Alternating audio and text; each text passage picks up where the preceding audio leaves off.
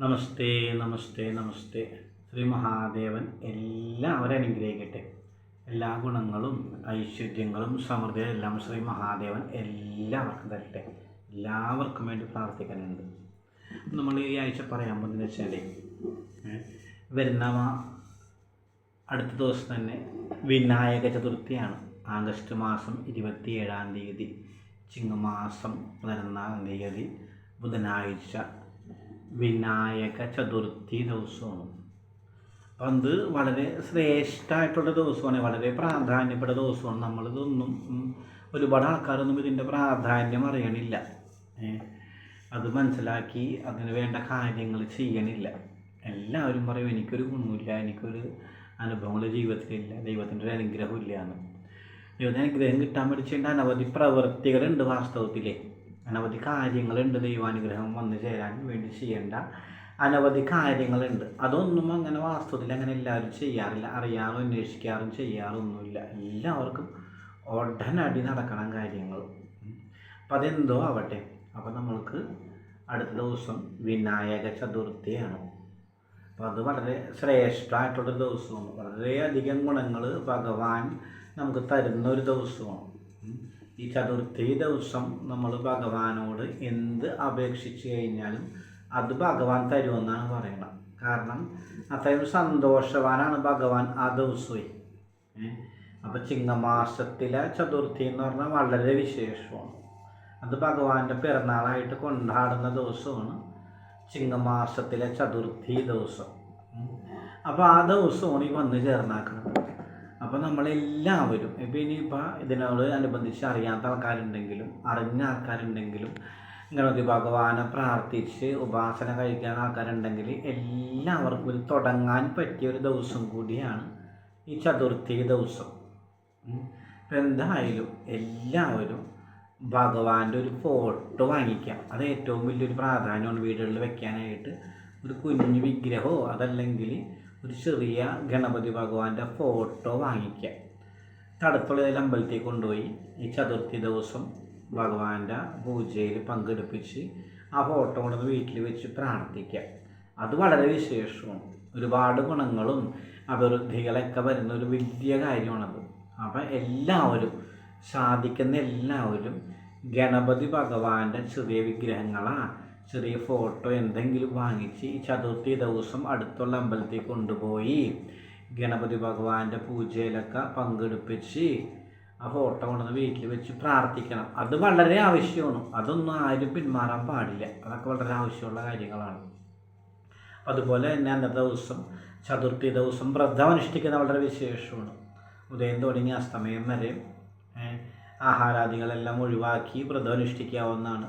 ഭഗവാന്റെ മന്ത്രങ്ങൾ ചൊല്ലി നമ്മൾ ദൈനംദിന കാര്യങ്ങൾ എന്ത് ചെയ്യുകയാണോ അല്ല ജോലിയിൽ ഏർപ്പെട്ടാക്കിയാണ് എപ്പോഴും മനസ്സുകൊണ്ട് ഭഗവാന്റെ ബീജമന്ത്രം ചൊല്ലി ഓം ഗം ഗണപതായേ നമ എന്ന മന്ത്രം ചൊല്ലി അന്ന് സന്ധ്യ വരെയും അനവധി ഭക്ഷണങ്ങളൊക്കെ ഒഴിവാക്കി വ്രതം അനുഷ്ഠിച്ച് സന്ധ്യയ്ക്ക് ശേഷം ഭക്ഷണം കഴിക്കുക. അതല്ലെങ്കിൽ പിറ്റേന്ന് രാവിലെ വ്രതം വീട്ടിൽ ഭക്ഷണം കഴിക്കുക. അങ്ങനെയെല്ലാം വ്രതം അനുഷ്ഠിക്കുന്നത് വളരെ വിശേഷമാണ്.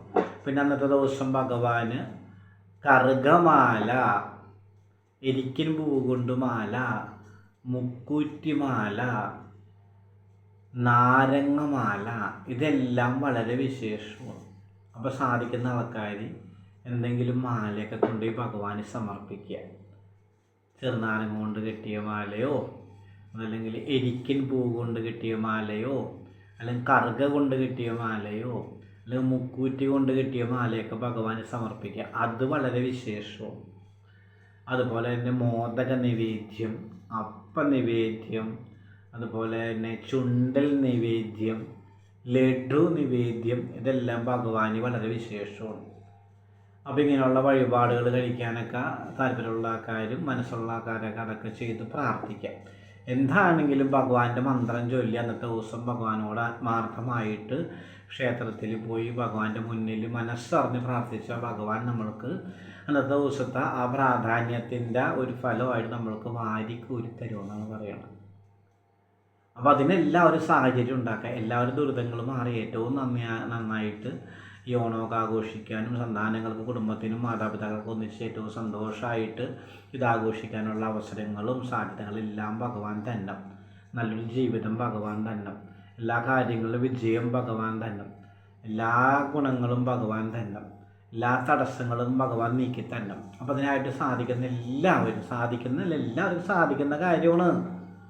സാധിക്കാത്ത കാര്യമൊന്നുമല്ല. അപ്പം എല്ലാവരും അടുത്തുള്ള ഗണപതി ക്ഷേത്രത്തിൽ, എല്ലാ ക്ഷേത്രങ്ങളിലും ഭൂരിഭാഗം ക്ഷേത്രങ്ങളിലും ഗണപതി ഭഗവാൻ ഉണ്ടാവും. അപ്പോൾ അവിടെ പോയിട്ട് ഈ മാലയോ അപ്പോൾ എന്തെങ്കിലും വഴിപാട് കഴിച്ച് ഭഗവാനോട് മനസ്സറിഞ്ഞങ്ങോട്ട് പ്രാർത്ഥിക്കുക. ഭഗവാൻ തരും, ഭാര്യയ്ക്ക് ഒരു തരും, ഒരു സംശയമില്ല. കാരണം ഭഗവാൻ ഇത്രയും സന്തോഷമുള്ള ദിവസമാണ് ഈ ചതുർത്ഥി ദിവസം, ചിങ്ങമാസത്തിലെ ചതുർത്ഥി ദിവസം. അപ്പോൾ ആ ദിവസം നമ്മൾ ഭഗവാനോട് മനസ്സറിഞ്ഞ് പ്രാർത്ഥിച്ചാൽ എല്ലാ ഗുണങ്ങളും ഉണ്ടാവും. എന്താപത്തുണ്ടെങ്കിലും അതിൽ നിന്നൊക്കെ മോചനം കിട്ടും, ഒരു സംശയമില്ല. അതേകൂട്ട് മനസ്സലിയുന്നൊരു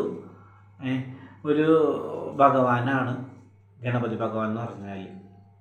അപ്പം അതുകൊണ്ട് തന്നെ ആ ഭഗവാന്റെ മനസ്സലിയിക്കുന്ന രീതിയിലുള്ള പ്രാർത്ഥനകളും കാര്യങ്ങളൊക്കെ ചെയ്ത് എന്ത് ദുരിതം ഉണ്ടെങ്കിലും, അനവധി ആൾക്കാർക്ക് സാമ്പത്തിക ബാധ്യതകളുണ്ട്, രോഗാദുരിതങ്ങളുണ്ട്, മാനസിക ക്ലേശങ്ങളുണ്ട്, കർമ്മരംഗത്ത് തടസ്സങ്ങളുണ്ട്, വാഹനരംഗത്ത് തടസ്സങ്ങളുണ്ട്, സന്താന തടസ്സങ്ങളുണ്ട്. അങ്ങനെ എന്തായിക്കോട്ടെ, ഇന്നതെന്നില്ല, എന്ത് ദുരിതം ആയിക്കോട്ടെ, ഈ ചതുർത്ഥി ദിവസം ഭഗവാനോട് പോയി ഒന്ന് മനസ്സറിഞ്ഞ് പ്രാർത്ഥിക്കുക. ഭഗവാൻ അതിൽ നിന്നൊക്കെ മോചനം തരും, ഒരു സംശയമില്ല. എല്ലാവരും ഗണപതി ഭഗവാന്റെ പോയി ചതുർത്ഥി ദിവസം പ്രാർത്ഥിക്കണം. ഈ മാസം 27-ാം തീയതി വരുന്ന ബുധനാഴ്ച, ചിങ്ങമാസം 11-ാം തീയതി ദിവസം ആരും മറക്കണ്ട. എല്ലാവരും ഗണപതി ഭഗവാന്റെ പോയി മനസ്സറിഞ്ഞ് പ്രാർത്ഥിക്കുക. എല്ലാവരും ഒരു ചെറിയ ഫോട്ടോ വിഗ്രഹം എന്തെങ്കിലും വാങ്ങിച്ച് അമ്പലത്തിൽ കൊണ്ട് പൂജിച്ച് ഈ ചതുർത്ഥി പൂജയിലൊക്കെ പങ്കെടുപ്പിച്ച് വീട്ടിൽ കൊണ്ടുപോയി പ്രാർത്ഥിക്കണം. അത് വളരെ ആവശ്യമാണ്, വളരെ അത്യാവശ്യമുള്ള കാര്യമാണത്. അതിലൂടെയൊക്കെ നമുക്ക് വിജയമുള്ളൂ എന്നേ അത് മനസ്സിലാക്കുക. ഇങ്ങനെയുള്ള പ്രവൃത്തികളിലൂടെ മാത്രം നമുക്ക് ജീവിതത്തിൽ വിജയം ഉണ്ടാക്കാനും വിജയം കൈവരിക്കാനൊക്കെ സാധിക്കുള്ളൂ. എന്താണെങ്കിലും ആരും അതിൽ നിന്ന് പിന്മാറാൻ പാടില്ല. ചതുർത്ഥി ദിവസം എല്ലാവരും പോയി വഴിപാടുകളൊക്കെ കഴിച്ച് പ്രാർത്ഥിക്കണം, അല്ല മാലകൾ ചാർത്തി പ്രാർത്ഥിക്കണം. ഇതൊന്നും ഇല്ലെങ്കിലും പോയി മനസ്സറിഞ്ഞൊന്ന് പ്രാർത്ഥിക്കണം ഭഗവാനോട്. ഒരു നാളികേരമെങ്കിലും ഭഗവാനോട് വെച്ച് പ്രാർത്ഥിക്കണം. ഭഗവാൻ എല്ലാ ദുരിതങ്ങളും ദോഷങ്ങളും എല്ലാം മാറ്റിത്തരും. സാധിക്കുന്ന എല്ലാവരും ഭഗവാന്റെ ക്ഷേത്രത്തിൽ പോയി പ്രാർത്ഥിക്കാം, ഗണപതി ഭഗവാനെ കണ്ട് പ്രാർത്ഥിക്കുക. എല്ലാ ദുരിതങ്ങളും ദോഷങ്ങളും ആപത്തുകളും എല്ലാം ഭഗവാൻ ഇരുത്തരും. എല്ലാവർക്കും എല്ലാ ഗുണങ്ങളും ഉണ്ടാവട്ടെ, എല്ലാ ഐശ്വര്യവും ഉണ്ടാവട്ടെ, എല്ലാ സമൃദ്ധിയും ഉണ്ടാവട്ടെ. ഗണപതി ഭഗവാൻ നിങ്ങളെല്ലാവരും അനുഗ്രഹിക്കട്ടെ. ശ്രീ മഹാദേവൻ നിങ്ങളെല്ലാവരും അനുഗ്രഹിക്കട്ടെ. നമ്മളുടെ ഈ വീഡിയോസൊക്കെ ഇഷ്ടമാവുണ്ടെങ്കിൽ, നമ്മുടെ ചാനലിലെ പ്രവൃത്തികളൊക്കെ ഇഷ്ടമാവുണ്ടെങ്കിൽ അത് സബ്സ്ക്രൈബ് ചെയ്യാം, ഷെയർ ചെയ്യുക, ലൈക്ക് ചെയ്യുക. നമ്മളുടെ ഈ സംരംഭം പ്രോത്സാഹിപ്പിക്കുക.